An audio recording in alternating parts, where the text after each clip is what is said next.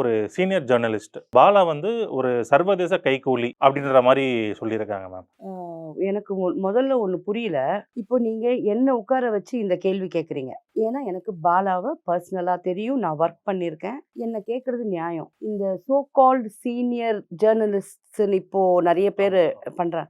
அவங்களுக்குலாம் என்ன தெரியும்?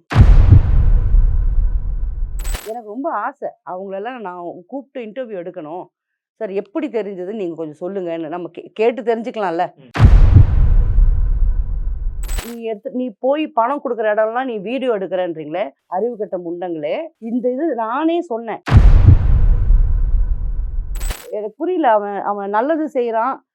அவன் எப்படி செஞ்சா நமக்கு என்ன? இவங்க பண்ற வேலைங்க நல்லது செய்யறவனை கூட செய்ய விடாம தடுக்குதா? அவங்க என்ன சொல்றாங்கன்னா மேடம், ஒரு 4 ஆம்புலன்ஸ் வாங்கி கொடுத்துருக்காங்க. 4 ஆம்புலன்ஸ் வச்சே பார்த்தீங்கன்னா, அது கிட்டத்தட்ட ஒரு சி கணக்குல வருது. பேமெண்ட்டா சொல்றேன் மேடம். வாங்கி கொடுத்து கணக்குல எப்படிங்க வரும்? என்னங்க நீங்க?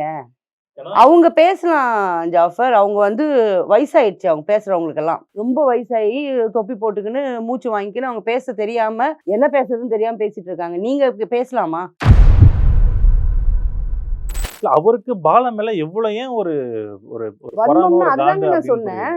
அவன் பண்ற அளவுக்கு உங்களால பண்ண முடியலையே.